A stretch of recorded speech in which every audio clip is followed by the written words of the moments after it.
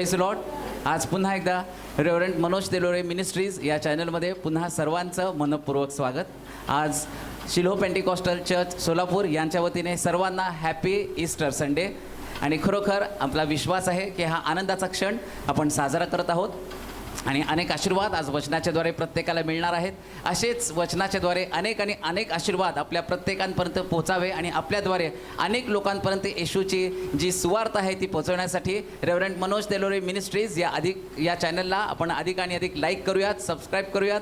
त्या ठिकाणामध्ये बेलचं आयकन आहे, ते बेलचं चिन्ह आपण दाबूयात, जेणेकरून जेव्हा वचनाचे नवीन व्हिडिओ तयार होतील ते तुम्हाला आशीर्वाद मिळण्यासाठी आणि फक्त तुमच्यासाठीच नाही तर तुमच्याद्वारे अनेकांपर्यंत ते आशीर्वाद पोहोचवण्यासाठी ते व्हिडिओ तुम्हाला लगेच बघायला मिळतील. यासाठी आपण लाईक करूयात, अधिकाधिक सबस्क्राईब करूयात. त्या ठिकाणामध्ये जो व्हॉट्सअप नंबर दिलेला आहे त्या व्हॉट्सअप नंबरवर तुम्ही तुमच्या साक्षी तुमच्या जीवनामध्ये घडले असेल तर तुम्ही त्या ठिकाणामध्ये पाठवू शकता. तो व्हॉट्सअप नंबर आहे. त्या व्हॉट्सअप नंबरवर जर तुमच्या प्रार्थना विनंत्या जर असतील तर त्या ठिकाणामध्ये तुम्ही प्रार्थना विनंती देखील तुमच्या त्या ठिकाणामध्ये तुम्ही पाठवू शकता. आणि ही वेळ आहे परमेश्वराच्या वचनाची आणि आपल्यामध्ये आपले पास्टर येत असताना आपण आपल्या जागेवर जोरदार सगळ्यांना पुनरुत्थानाच्या दिवसाच्या विशेष शुभेच्छा. बऱ्याच लोकांच्या डोक्यामध्ये आहे ईस्टर म्हणजे ती कुठली तरी देवी होती आणि मग तम्मूच्या नावाच्या मूर्तीचं ते प्रतीक बरेच आहे, ते तसंच आहे. पण आम्हाला एक माहिती की आठवड्याच्या पहिल्या दिवशी प्रभू उठला. आमेन. मग तुम्ही ईस्टर म्हणा किंवा अजून काय म्हणायचं म्हणा, पण येशूचं पुनरुत्थान झालं ही गोष्ट मात्र तेवढं सत्य आहे. पुष्कळ संभ्रम लोकांच्या डोक्यामध्ये आहेत. कोणीतरी असंही म्हटलं होतं की जावळ्याच्या रविवारीच येशूनं एक पाळखाण टाकली होती कमेंट, जावळ्याच्या रविवारीच म्हणजे रविवारीच येशूचं यरुशलेमेमध्ये आगमन झालं का? 100%. कशावरून? त्यांनी कॅल्क्युलेशन केलं, चतुर्दशीला वधावं, मग शुक्रवारी तो वधस्तंभी गेला तर चतुर्दशी होत नाही, पण तो शुक्रवारी गेला नाही त्यामुळं तो प्रश्न नाही. आणि ते सगळ्यालाच माहिती तो शुक्रवारी गेला नाही, पण आता करायचं काय? मांजराच्या गळ्यात घंटा कोण बांधणार नाही का? प्रश्न तोच आहे की मांजराच्या गळ्यात घंटा कोण बांधायचं? त्याच्यामुळं तो दिवस जाऊ द्या, कुठल्या दिवशी येशू मेला, येशू उठला एवढंच लक्षात ठेवायचं.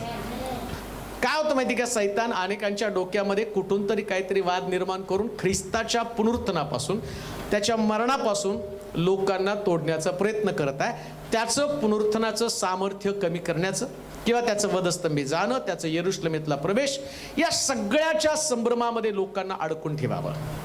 परंतु कान देऊ नये का?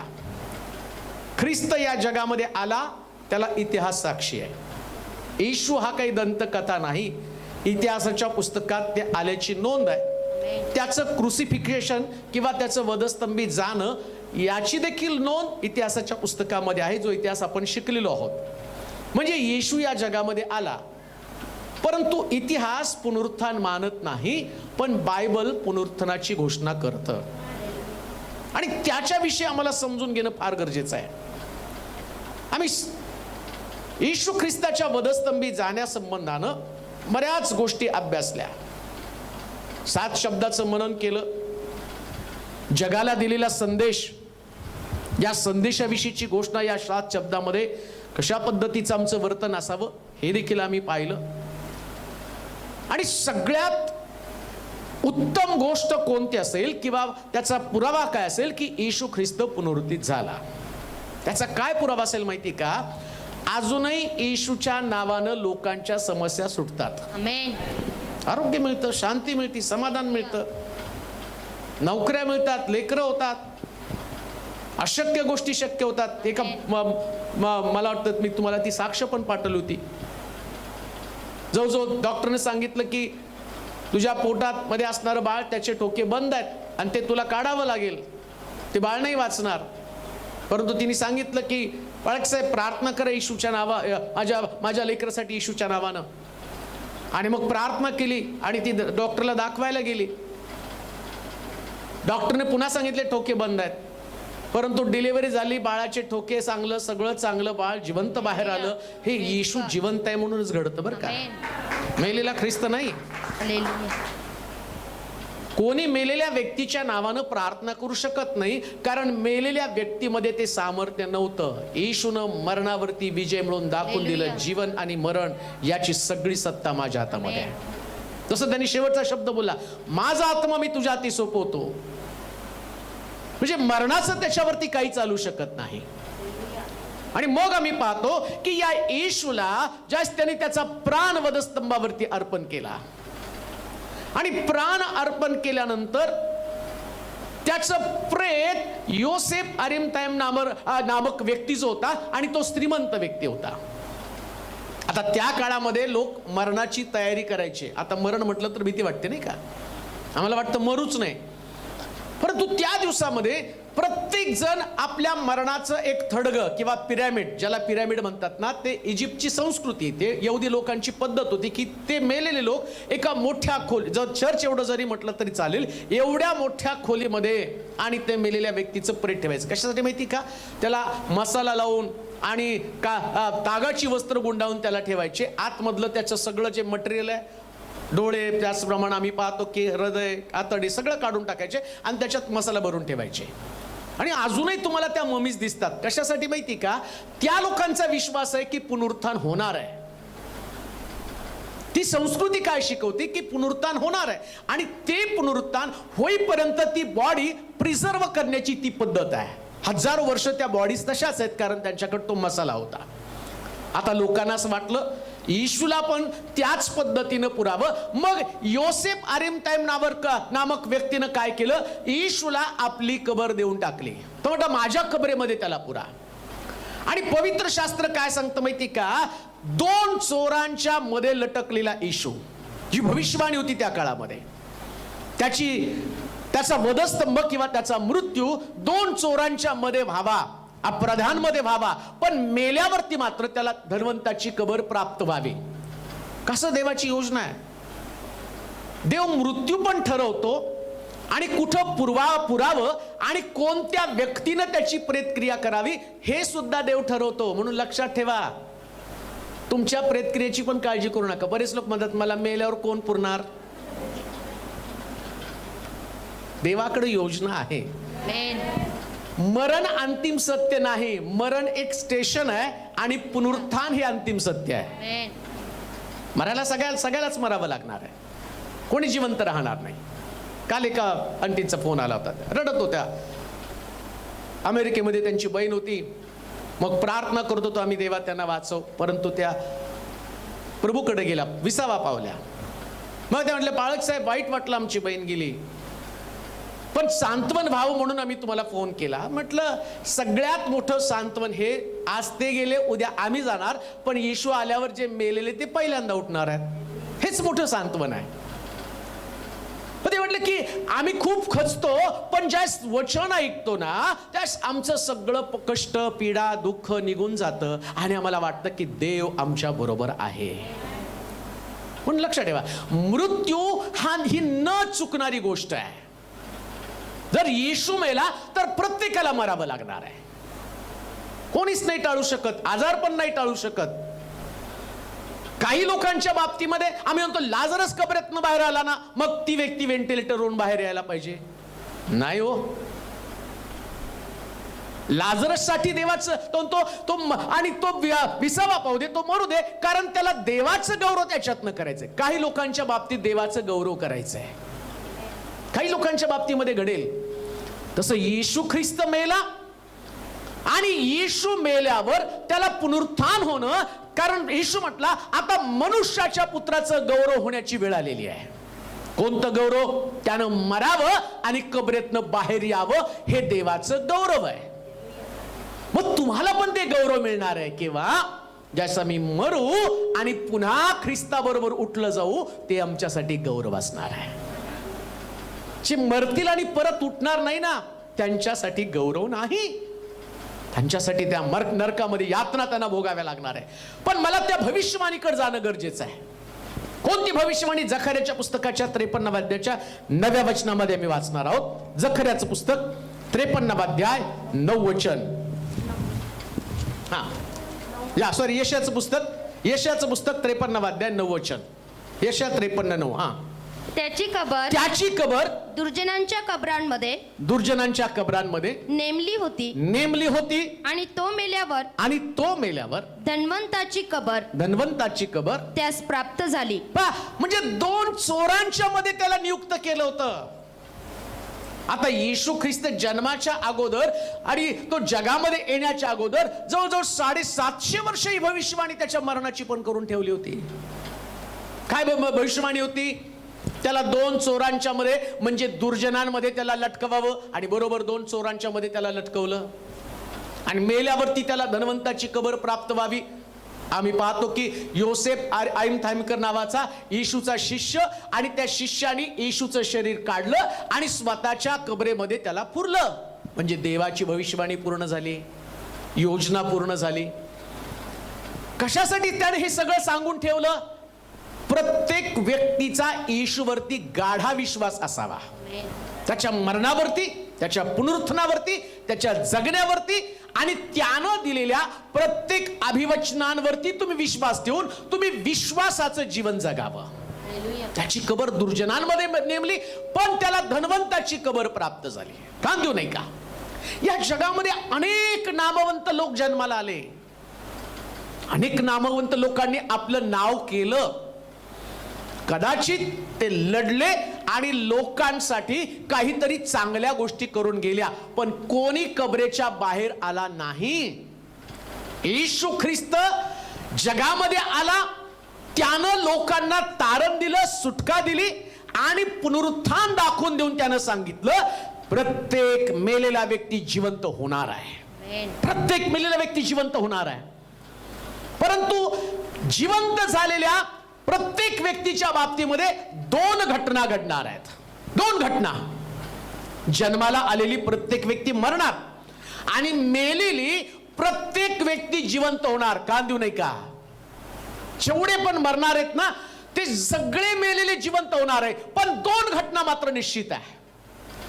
एक पुनरुत्थित होईल त्यास त्याला स्वर्ग मिळेल आणि दुसरा मेल्यावर पुनरुत्थित होईल त्याचा न्याय होऊन त्याला नरकामध्ये पडावं लागणार आहे. 100%. ख्रिस्ताचं पुनरुत्थान जाणून घेताना मग तुमचं पुनरुत्थान पण होणार आहे. कारण एक वचनामध्ये असं लिहिलंय, मला वाटतं त्या वचनाकडे जर आम्ही गेलो तर समजेल की जर आम्ही मरणार आहोत आम्ही तर आम्हाला ख्रिस्ताबरोबर पुनरुत्थान होणार आहे आणि ख्रिस्ताबरोबर पुनरुत्थान होणार आहे तर काही गोष्टींकडे दुर्लक्ष करून आम्हाला चालणार नाही. कारण ज्या पद्धतीने येशू उठला त्याच पद्धतीनं एक दिवशी आम्हाला पण उठावं लागणार आहे आणि उठल्यानंतर मात्र आमच्या प्रत्येकाचं रोमकराचं पत्र 6वा अध्याय त्याचं 5 पासून 13 6वा अध्याय 5 पासून 12 पर्यंतची वचनं. रोमकराचं पत्र 6वा अध्याय 5 ते 12. कारण जर आपण त्याच्या मरणाच्या प्रतिरूपानं त्याच्याशी संयुक्त झालो आहोत तर त्याच्या उठण्याच्यानं प्रतिरूपानं त्याच्याशी संयुक्त हो. हे आपल्याला ठाऊक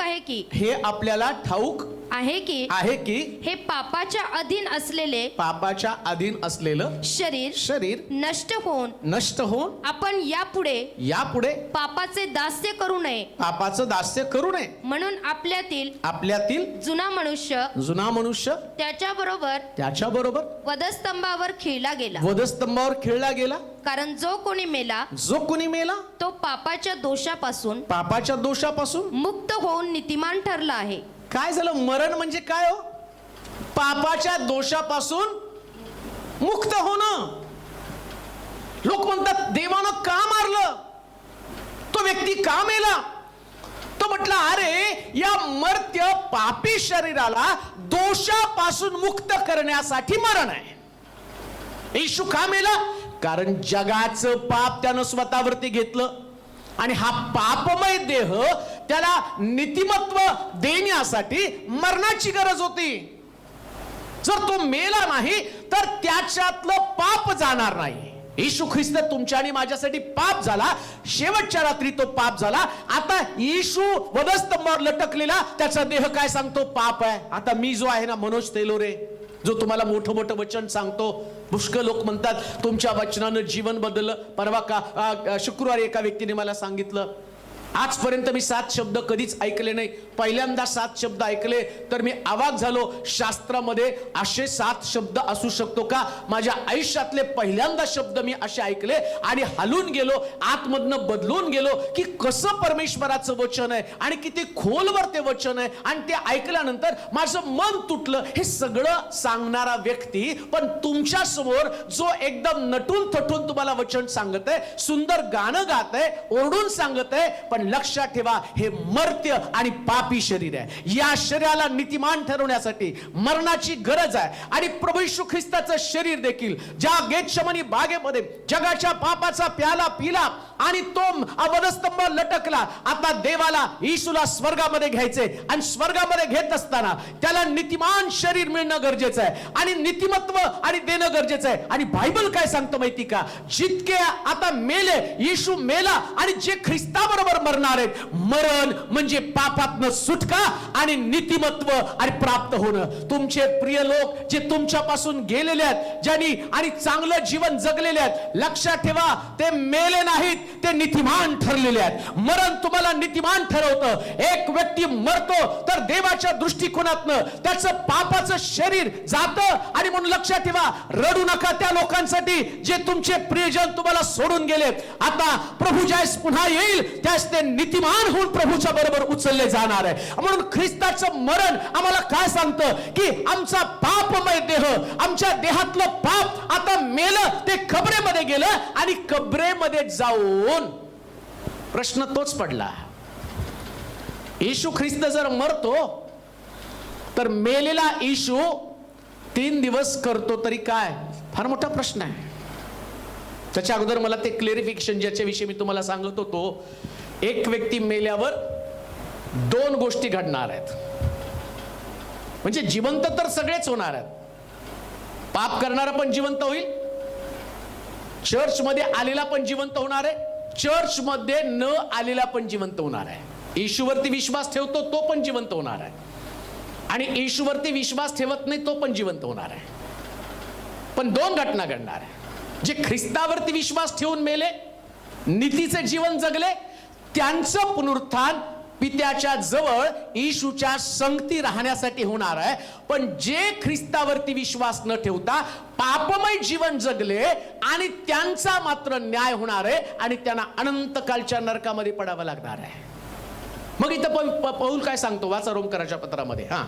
कारण जर आपण त्याच्या मरणाच्या प्रतिरूपानं त्याच्याशी संयुक्त झालो आहोत, तर त्याच्या उठण्याच्याही प्रतिरूपाने त्याच्याशी संयुक्त होऊ हे आपल्याला ठाऊक आहे. हे पापाच्या अधीन असलेले शरीर पापाच्या अधीन आहे, नष्ट होऊन आपण यापुढे पापाचे दास्य करू नये. आता लक्षात ठेवा, ख्रिस्ताचं पुनरुत्थान काय तुम्हाला सांगतं? इथून पुढे पापाची गुलामगिरी करू नका. जर पुनरुत्थित ख्रिस्त तुम्हाला ठाऊक आहे, जिवंत ख्रिस्ताची घोषणा तुम्ही करत आहात. आता बघा, चर्च सुटल्यावर सगळीकडे काय घोषणा असेल? प्रभू उठला. आणि यांचा प्रभू उठला की दारूच्या गुत्त्यावर गेला.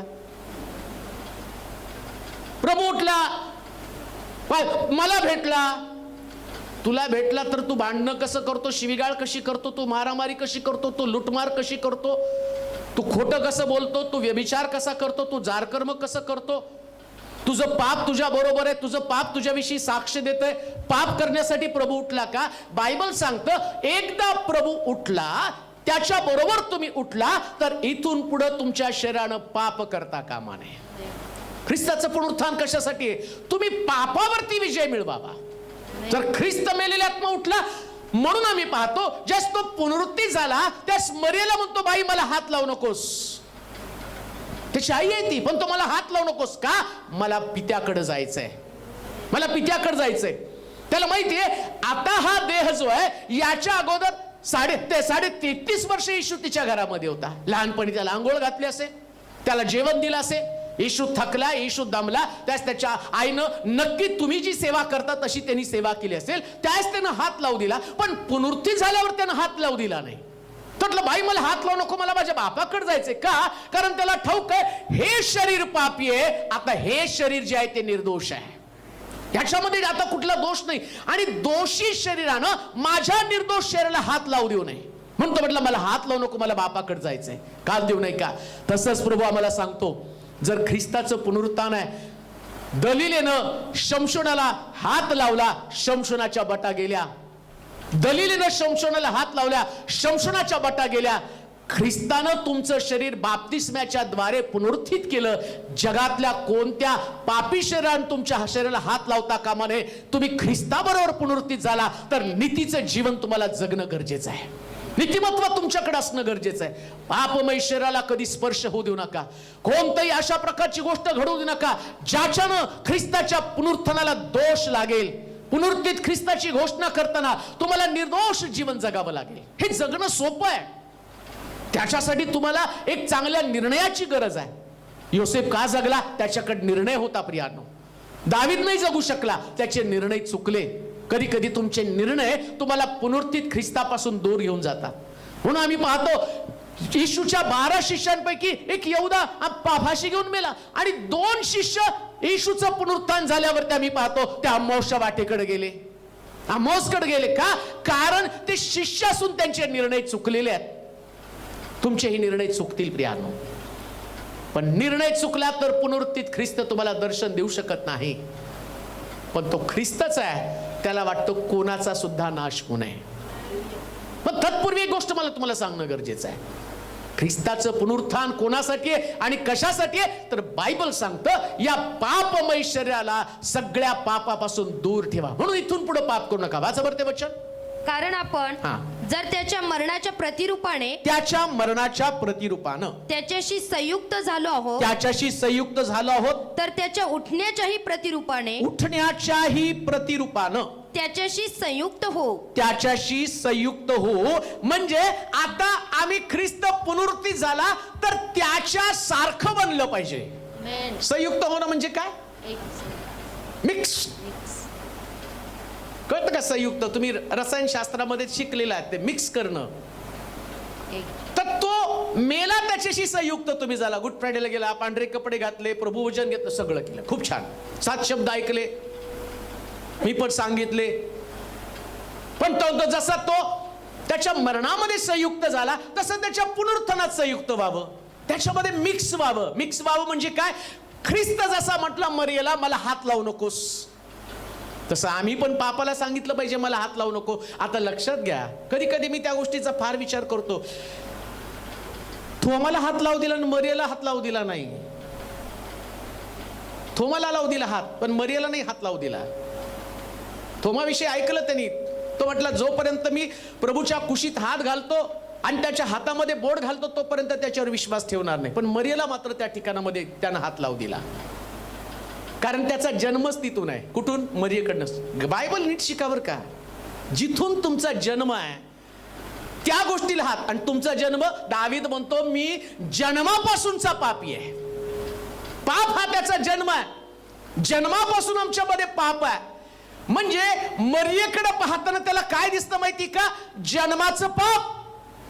आता जन्माचं पाप पुनरुत्थानानंतर त्या पापानं मला हात लावू नये. लक्षात घ्या, स्पिरिच्युअल मिनिंग मी तुम्हाला सांगत आहे, इकडचं तिकडचं नाही सांगणार. एक स्पिरिच्युअल मिनिंग काय? तो जिच्या उदरात आला, दावीद म्हणतो मी जन्माचा पापी आहे, आईच्या उदरात असल्यापासूनचा पापी आहे.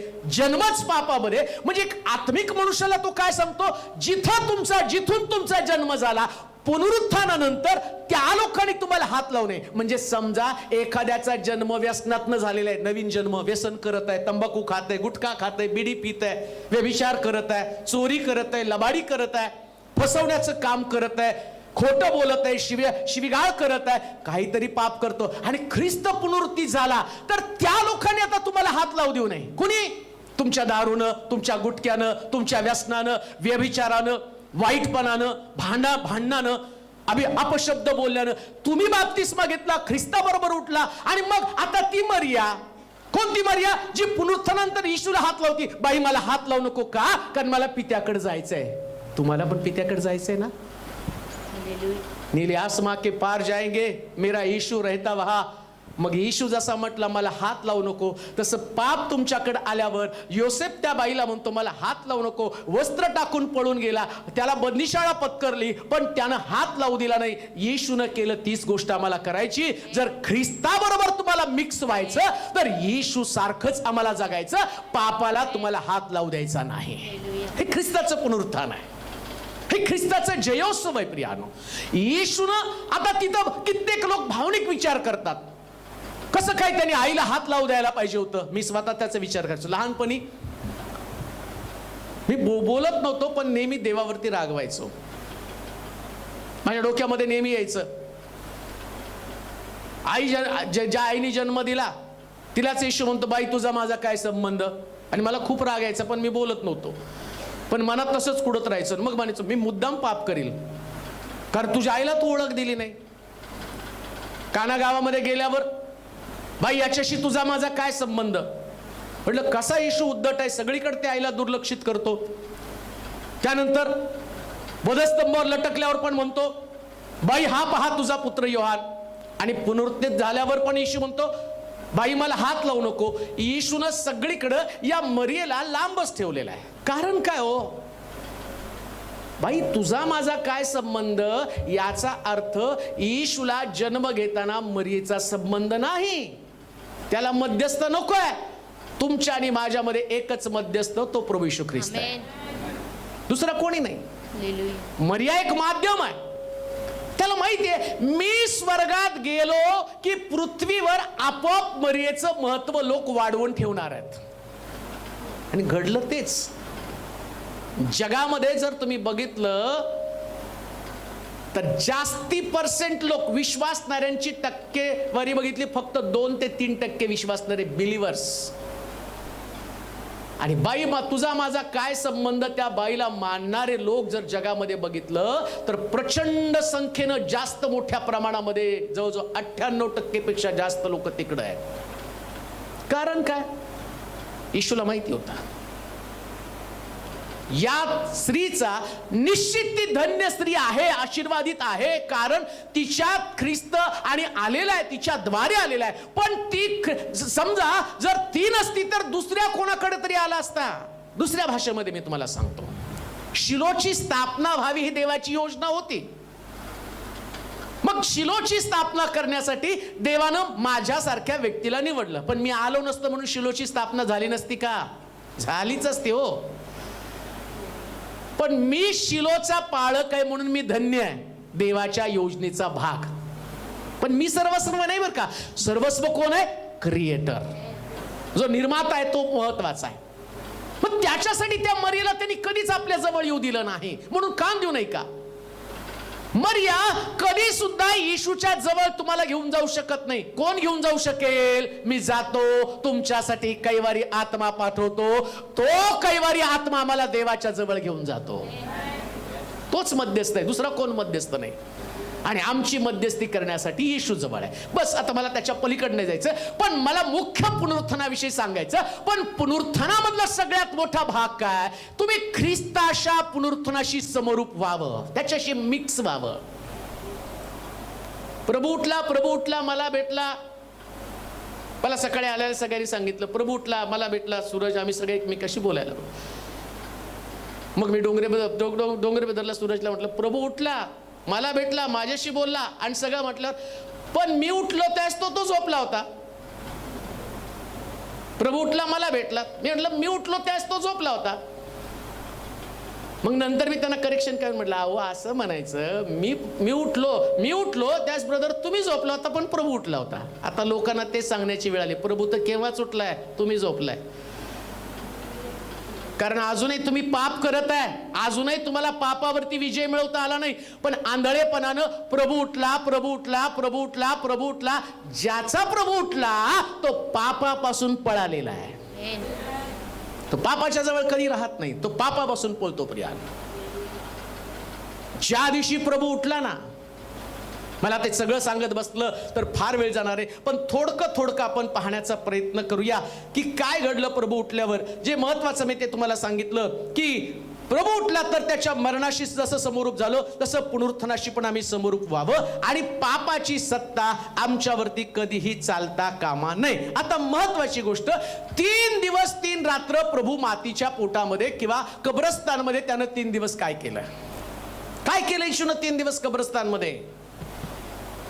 माझ्या डोक्यात नेहमी येतं, मी माझ्या कॉलेजमध्ये शाळेमध्ये असताना नेहमी माझे मित्र मला चिडवायचे, काय रे तुझा देव एवढा ताकदवान आहे, एवढा शक्तिवान तुझा देव आहे, तो म्हणतो मरणातनं जिवंत झाला वगैरे वगैरे, तू सगळ्या गोष्टी सांगतो. मग तुझ्या देवानं वधस्तंभावरचं मरण टाळलं पाहिजे होतं. तो कसा काय मेला? आणि तो मेला आणि तो पुनरुत्थित झाला हे इतिहासामध्ये कुठं लिहिलंय? आणि त्यास मी निरुत्तर व्हायचं. मी म्हटलं की खरंच याचं काही चिन्ह आमच्याकडे नाही, आम्ही लोकांना कसं सांगणार? मी तुझ्या बायबलवरती का विश्वास ठेवावा? मग मी पण निरुत्तर होत होतो, कारण माझी बुद्धी तेवढी छोटीशी बुद्धी होती आणि मला वाटत होतं की नाही, असहाय्य ख्रिस्त आहे. आणि मग ते म्हणायचे, जो ख्रिस्त स्वतःची मदत करू शकला नाही तो इतरांची मदत काय करेल? पण त्याचं उत्तर आता देवाने मला या ठिकाणात दिलेलं आहे. तो वधस्तंभावरून पण जाऊ शकला असता. एलियाला जसं त्यानं आम्ही पाहतो की त्याला आणि अग्नीचे रथ आणि घोडे पाठवले आणि त्यानं उचलून घेऊन गेला, कारण एलियाचं काम फक्त पृथ्वीवरती होतं. नीट ऐका, एलियाचं काम फक्त पृथ्वी तलावरती होतं, पण येशूचं काम पृथ्वी तलावर, अधोलोकामध्ये आणि स्वर्गामध्ये सुद्धा होतं. येते का लक्षात? जर एलिया तो मेला असता तो उठला असता तर ख्रिस्ताला परत येण्याची गरज नसती. एलियामध्ये दोष होता. कोणता दोष होता? तो घाबरला आणि गुहेमध्ये जाऊन लपून बसला. पण बायबल सांगतं येशूनं हसत हसत मरण पत्करलं. तो मरणाला घाबरला नाही. का? कारण त्याला ठाऊक आहे मरणाची सत्ता माझ्यावरती चालू शकत नाही. मग येशू कबरेमध्ये का गेला?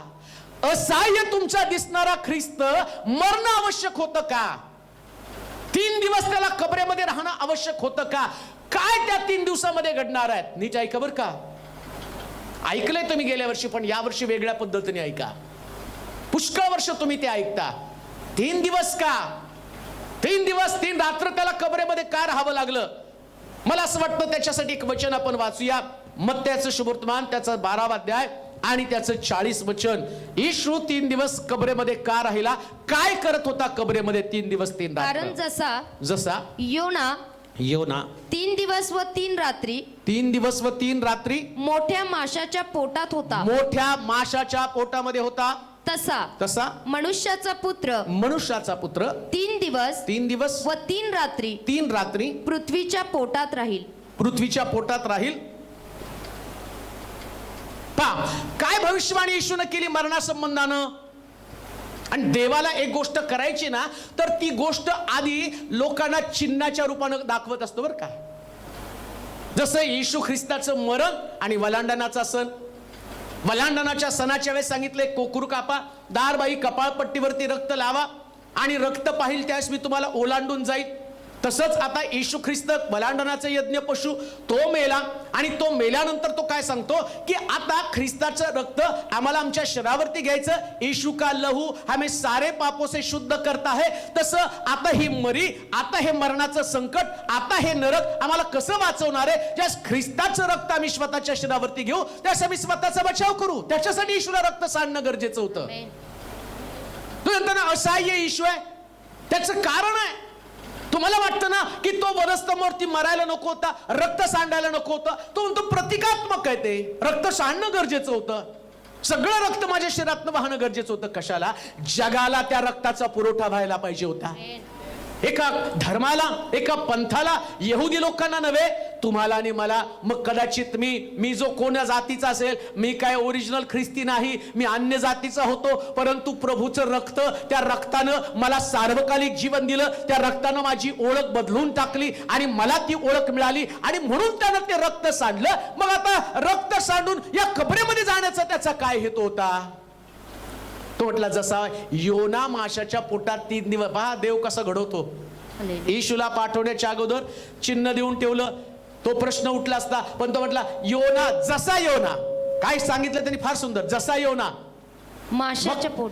मग हे काय येतंय तुमच्या डोक्यात? योना कसं काय 3 दिवस माशाच्या पोटात राहिला? येशू कबरेत राहू शकत नाही, योना कसं काय माशाच्या पोटात राहू शकतो? ज्याला ख्रिस्तावरती विश्वास ठेवण्यासाठी पूरक वातावरण तयार करायला त्यानं योनाला पाठवलं माशाच्या पोटामध्ये. जर योना 3 दिवस 3 रात्र माशाच्या पोटात राहील, तर मनुष्याचा पुत्र पण 3 दिवस 3 रात्र मातीच्या पोटामध्ये राहील हे सिद्ध करण्यासाठी वापरलं कुणाला? योनाला. हालेलुया. हालेलुया. सगळ्या गडबडीत नुकसान कोणाचं झालं? योना गेला की हकनाक माशाच्या पोटात त्रास भोगायला. त्याचं कारण पण आहे हो. एक व्यक्ती त्या ठिकाणात येशूला धरून देणार होता. 12 शिष्यांपैकी एक वापरलं कुणाला? यहुदाला. एक व्यक्ती माशाच्या पोटात 3 दिवस 3 रात्र राहणार होता, निवडलं कोणाला? मग दोघांच्या पण चुका आहेत. योनानं निनवेच्या ऐवजी तार्शिश निवडलं, यहुदानं 30 रुपये निवडले. परिणाम काय झाला? देव अशाच लोकांना जगाला शिक्षणासाठी वापरतो जे आपल्या जीवनामध्ये चुका करतात. लक्षात ठेवा, तुम्ही लोकांसाठी चुकीचं उदाहरण कधी बनवू नका. तुमचं उदाहरण लोकांसमोर एक आदर्श उदाहरण असावं. कोणतं आदर्श उदाहरण? ख्रिस्त कबरेमध्ये गेला आणि कबरेतनं पुनरुत्थित झाला, हे आदर्श उदाहरण. 3 दिवस तो राहिला तिथं. कशासाठी? भविष्यवाणी म्हणून. मग 3 दिवसच आणि 3 रात्रच का राहिला? त्याचंही कारण आहे. 3 दिवस आणि 3 रात्र राहण्याचं कारण काय? 1 दिवसात यायला पाहिजे होतं, 12 तासात यायला पाहिजे होतं, कदाचित आणि लवकर त्या ठिकाणामध्ये यायला पाहिजे होतं. मग 3 दिवस 3 रात्र राहण्यामागचा उद्देश काय? कारण देवानं जीव, आत्मा, प्राण आणि शरीर या 3 गोष्टी निवडलेल्या आहेत. आणि पुनरुत्थानाच्या द्वारे प्रभू येशू ख्रिस्त तुमच्या जीवाचं तारण करतो, तुमच्या आत्म्याचं तारण करतो, तुमच्या शरीराचं तारण करतो.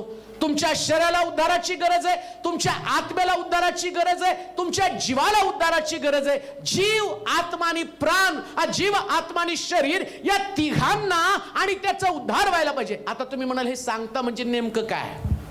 जीवाचं तारण म्हणजे तुमच्या स्वभावाचं तारण. 1 दिवस तो कबरेत कशाला राहिला माहिती का? तुमच्या स्वभावातनं तुम्ही सुटावं, तुमचे स्वभाव बदलले जावे. एखाद्याला राग आहे तर त्या रागावरती त्यानं विजय मिळवावा.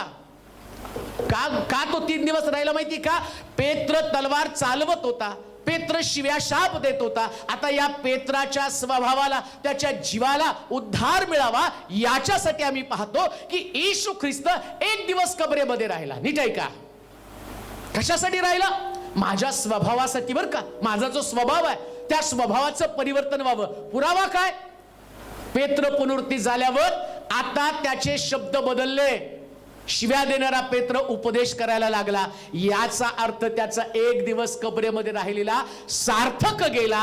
आज मी तुमच्या समोर प्रीचिंग करतो, मी उभा राहून तुम्हाला संदेश देतो, पण मी तेवढ्या योग्यतेचा नव्हतो. पण 1 रात्र 1 दिवस प्रभूनं कबरेमध्ये घालवलं म्हणून देवानं मला योग्यता दिली. तुम्ही त्या योग्यतेचे नव्हता, तुम्ही पण या जगामध्ये एवढे योग्यतेचे नव्हता, परंतु तुमची योग्यता त्याचा 1 दिवस त्या कबरेमध्ये गेलेला आहे. लक्षात घ्या. आज तुमच्यासाठी आनंदाची बातमी. तुमच्या स्वभावावरती तुम्हाला विजय आणि मिळत नसेल तर कबरेतल्या ख्रिस्ताकडे पहा. जर कबरेतल्या ख्रिस्तावरती विश्वास ठेवला, तुम्ही सगळ्यात मोठा असणाऱ्या वाईट सवयीवरती विजय मिळू शकता. कारण ख्रिस्त कबरेत नाही, तो कबरेच्या बाहेर आलेला आहे. ख्रिस्त कबरेत नाही, तो कबरेच्या बाहेर आलेला आहे. तुम्हाला देखील तुमच्या स्वभावातनं बाहेर यायचं. जसं पेत्र स्वभावातनं बाहेर आला, आता तो बोलली देवाचं वचन सांगू लागला. देवाचे प्रिय लोक, पुनरुत्थानाचं सामर्थ्य आम्हाला हे सांगतं. आता ख्रिस्त कबरेत नाही, तसं तुम्ही जुन्या स्वभावामध्ये, सवयीमध्ये नसता कामा नये, तर तुम्ही देवाच्या बरोबर, ख्रिस्ताच्या पुनरुत्थानाबरोबर त्याच्याशी संयुक्त तुम्हाला व्हायला पाहिजे. आता लोकांनी तुमच्याकडे बघितल्यावर पुनरुत्थित ख्रिस्त दिसावा, बदललेलं तुमचं जीवन दिसावं. 1 दिवस तिथं गेला. कशासाठी? तुमच्या जीवाला तारण. आता दुसरा दिवस कुणासाठी गेला? तुमच्या आत्म्याला तारण. तुमचा आत्मा तारला जावा. मग कुठे होता हा आत्मा? या झाडाचं फळ खाऊ नको, त्या झाडाचं फळ खाल्लं. आणि फळ खाल्ल्याच्या मोबदल्यामध्ये जसा प्रभू येशू ख्रिस्त दुसरा आदाम तो काय म्हणतो देवाला, माझा आत्मा मी माझा आत्मा तुझ्या हाती सोपवतो. मग आदामानं फळ खाल्ल्यावर त्याचा आत्मा कोण घेऊन गेला? त्यानं आपला आत्मा लुसिफरच्या स्वाधीन केला. ऐका नीट, जो पाप करतो त्याचा आत्मा लुसिफरच्या स्वाधीन होतो. जसं एक व्यक्ती मरतो ना, चोराला प्रभू येशू ख्रिस्त म्हटलं आज तू माझ्यावर सुखलोकात असशील. चोराला तो म्हटलं आज माझ्यावर सुखलोकात असशील. मग प्रभू येशू ख्रिस्त सुखलोकात पण गेला, अधोलोकात पण गेला. दोन्हीत लक्षात ठेवा, अधोलोक आणि सुखलोक. मग स्वर्ग. मेल्यावर जो व्यक्ती चांगलं जीवन जगतो तो सुखलोकामध्ये, म्हणजे तिथं त्रास नाही, त्याला विसाव्याचं ठिकाण म्हटलेलं आहे. दुसऱ्या भाषेमध्ये जो व्यक्ती प्रभू येशू ख्रिस्तावरती विश्वास ठेवतो, चांगलं नीतीचं जीवन जगतो, हॉटेलमध्ये जशी एसी रूम असती झोपण्यासाठी, तसं पृथ्वी तलावर चांगलं जीवन विश्वासाचं जीवन जगला तर दुसऱ्या भाषेत मी तुम्हाला सांगेल, हॉटेलमधल्या एसी रूम मध्ये तुम्ही आराम करत पडता. आणि जर समजा तुम्ही नीतीचं जीवन जगला नाही तर मात्र येशू ख्रिस्तावरती विश्वास न ठेवल्या कारणानं, देवाचं वचन न पाळल्या कारणानं, तुमच्या जीवाचं तारण न केल्या कारणानं, सवयीवरती विजय न मिळवल्या कारणानं तुम्हाला अधोलोकामध्ये जावं लागतं. अधोलोकामध्ये काय आहे? सोलापुरातला उन्हाळा, कूलर पण नाही, फॅन पण नाही, पत्र्याची घरं आहेत आणि तिथं यातना भोगायच्या. कधी? पंतप्रधान आवास योजनेतली मदत मिळेपर्यंत, स्वतःचं घर बांधेपर्यंत, सगळी सिस्टम येईपर्यंत. आता काय घडलं ते तुम्हाला सांगतो. येशू ख्रिस्ताच्या अगोदर 2 जागा होत्या. जेवढे विश्वासणारे लोक, अब्राम मेला, तिथं असं म्हटलं की एसाव मेला, तो आपल्या पित्राजवळ जाऊन निजला, म्हणजे सुखलोकामध्ये, त्यांना सुखलोकामध्ये विश्वास ठेवला. पण काही लोकांनी विश्वास ठेवला नाही, स्वार्थेवर विश्वास ठेवला नाही. मला वाटतं ते वचन वाचलं तर तुम्हाला जास्त समजेल. माझ्याकडे वेळ कमी आहे आणि खूप काही सांगायचंय. पेत्राचं पहिलं पत्र 3रा अध्याय 18 ते 20 वचनं, मग तुम्हाला समजेल. पेत्राचं पहिलं पत्र 3रा अध्याय 18 ते 20 वचनं. कारण आपल्याला देवाजवळ नेण्यासाठी ख्रिस्तानेही पापाबद्दल म्हणजे नीतिमान पुरुषाने अनितिमान लोकांकरिता एकदा मरण सोसलं. तो देहरूपात जीवे मारला गेला आणि आत्म्यात जिवंत केला गेला. त्या आत्म्याच्या द्वारे त्याने जाऊन तुरुंगातील आत्म्यांना घोषणा केली. हे आत्मे म्हणजे पूर्वी नोहाच्या दिवसात तारू तयार होत असता देव सहन करीत वाट पाहत होता. त्यावेळी ज्यांनी त्याची आज्ञा अवमानली तेच ते होत. आलं तुमच्या लक्षात नाही येणार. नोहाच्या काळामध्ये नोहानं सुवार्ता सांगितली. नीट ऐका बरं का. मग नोहाचे 8 लोक तारवात गेले आणि ते वाचले.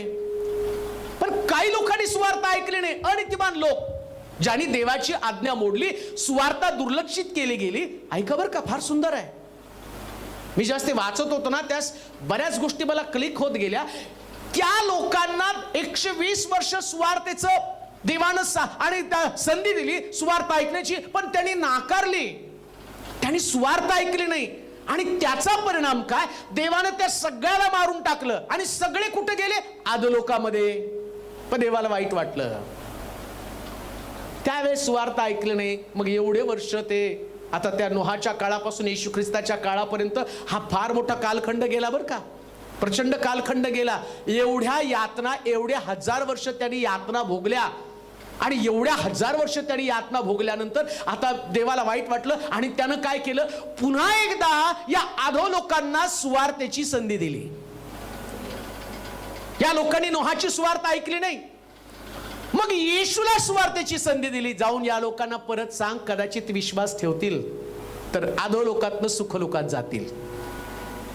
किती सुंदर प्रभूचं अंतःकरण आहे. नोहाच्या काळात त्यांनी सुवार्ता ऐकली नाही म्हणून ते अधोलोकात गेले. वाचा बरं, मी सांगतो म्हणून वचनात लिहिले म्हणून वाचा. काय लिहिले?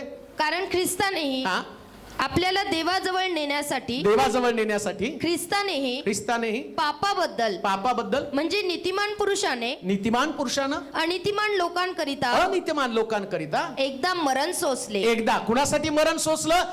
पहिल्यांदा जीवाचं तारण, दुसऱ्यांदा आत्म्याचं तारण. म्हणजे ज्या आत्म्यांनी सुवार्ता ऐकली नाही, ज्या आत्म्यांनी येशूवरती विश्वास ठेवला नाही, पण त्याला वाटतं सगळ्या आत्म्यांचं तारण व्हावं. मग पहिला दिवस तर कोणासाठी गेला?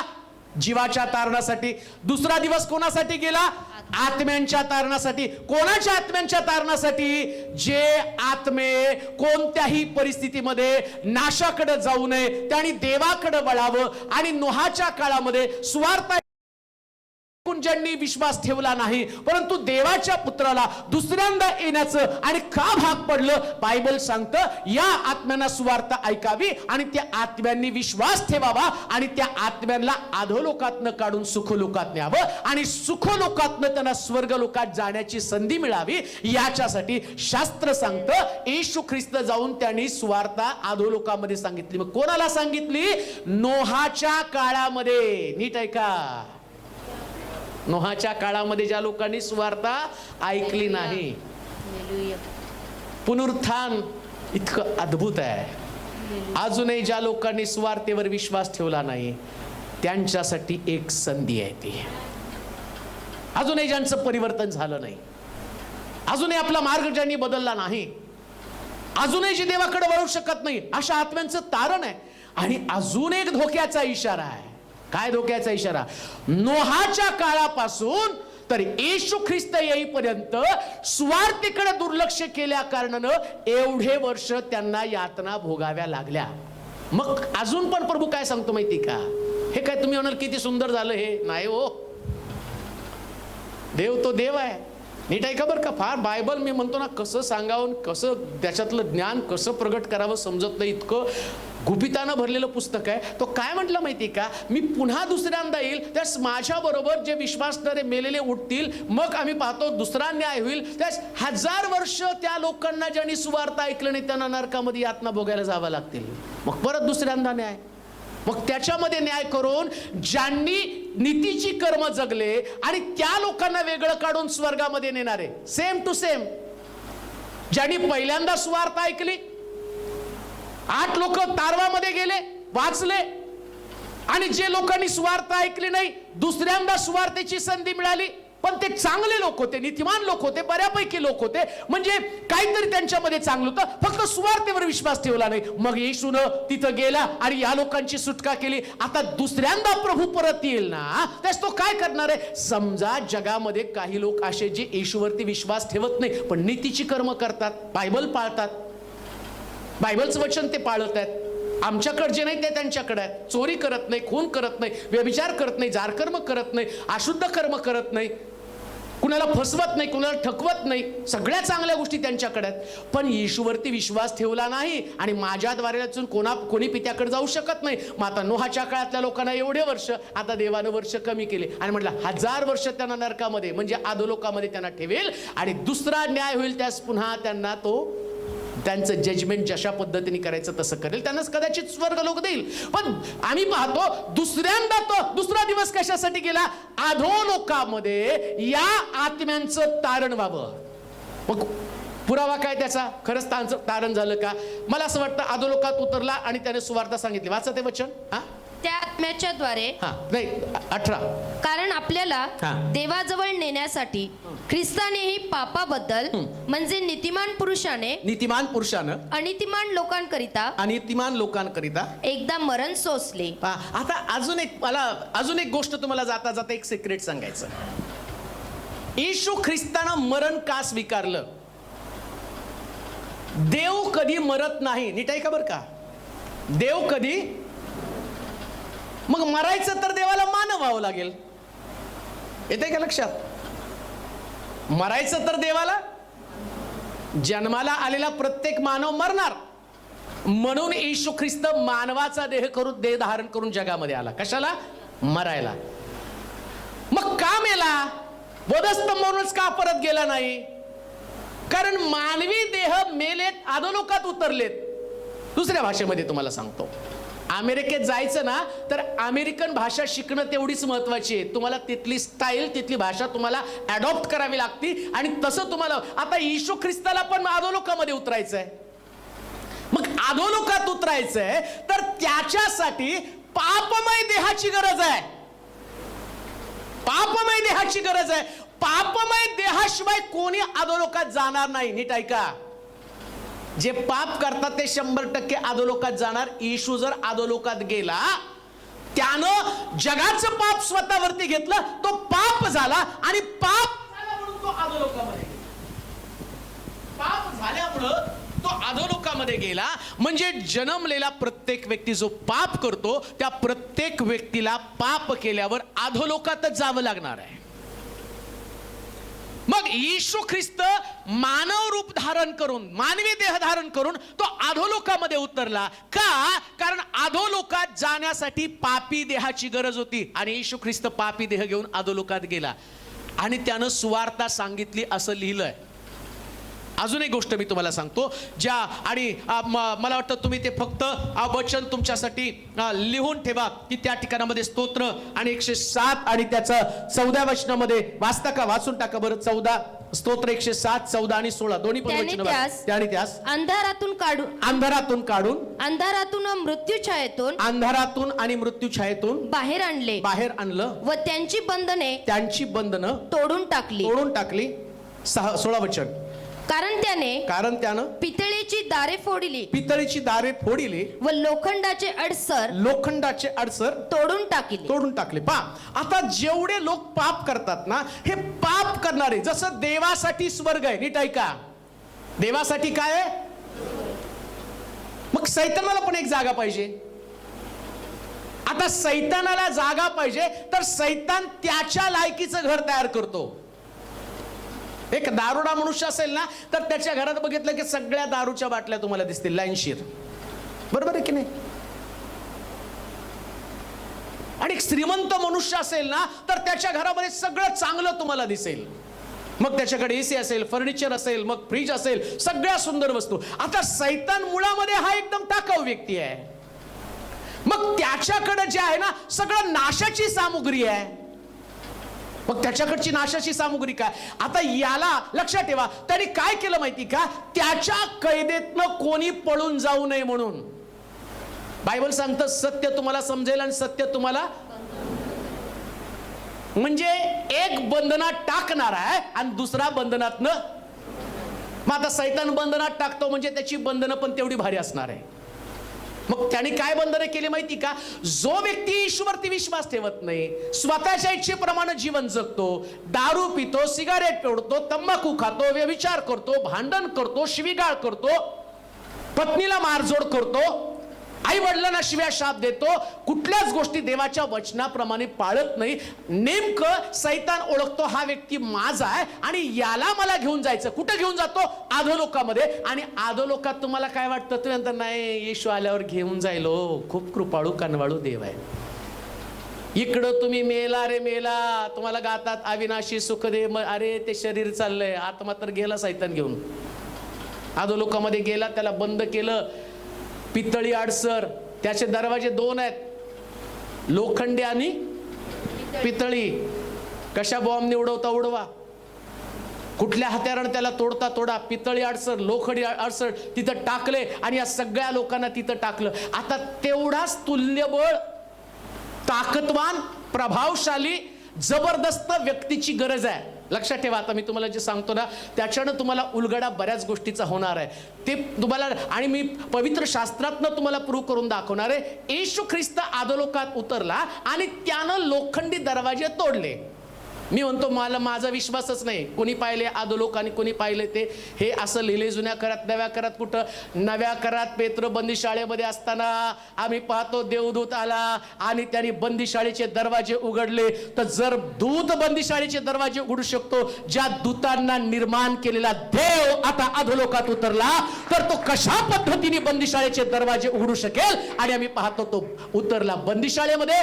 आणि लुसिफर, तुम्हाला माहिती का लुसिफर शेवट शेवटपर्यंत प्रयत्न करत होता की यानं मरू नये, यानं अधोलोकामध्ये उतरू नये. त्याला माहिती होतं जर येशू ख्रिस्त अधोलोकात आला तर एवढे बंदिवान मी बंधून ठेवलेले आहेत. नोहाच्या काळातले लोक, त्याला वाटलं हे बाहेर पडू नये. त्याला असं वाटलं जेवढे लोक आतापर्यंत सदोम गोमोरामध्ये मेले आणि जिकडे जिकडे मेलेले आहेत, या सगळ्या लोकांनी इथंच कैद शाळेमध्ये राहावं. परंतु तो येशूला ज्या जन्माला आला आणि आम्ही पाहतो की हेरोद राजाच्या डोक्यामध्ये घातलं 2 वर्षाच्या आतील बालकमार. का? कारण त्याला ख्रिस्ताचा जन्म नको होता. येशू ख्रिस्त तरुण झाला आणि पाण्याचा बाप्तिस्मा घेऊन कबूतर त्याच्यावरती आलं, पवित्र आत्मा आला, रानामध्ये गेला, 40 दिवस उपास केले. त्यास येशूला म्हणतो मला नमन कर, मी तुला जग देऊन टाकेल.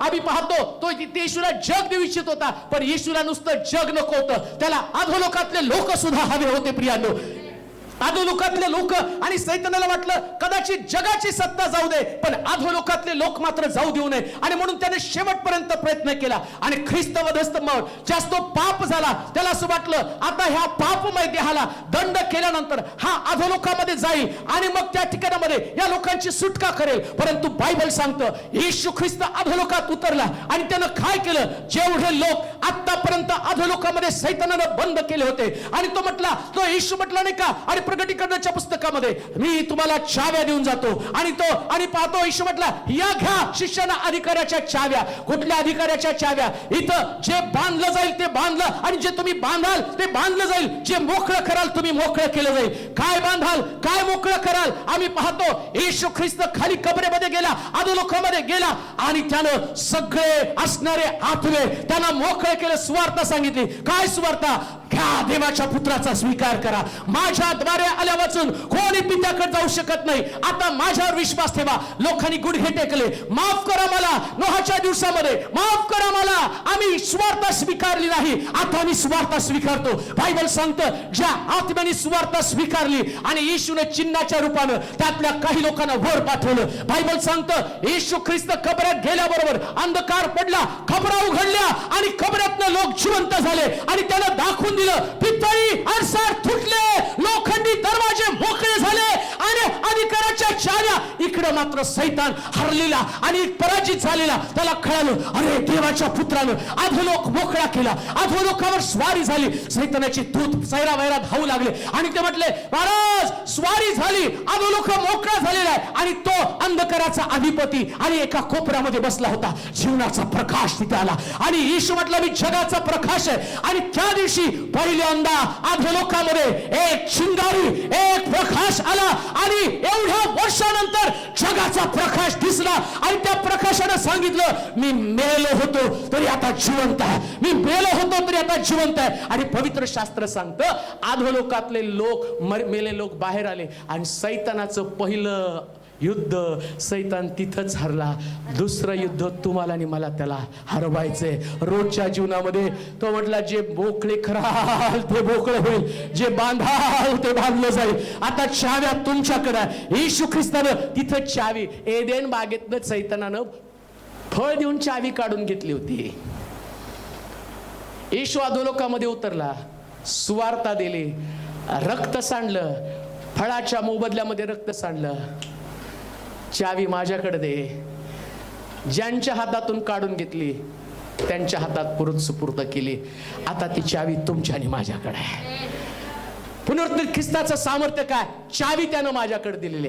आता झालं आत्म्यांचं तारण, तिसरं शरीराचं तारण. जीवाचं तारण झालं, स्वभावात बदल. आत्म्याचं तारण, आत्मे बाहेर काढले.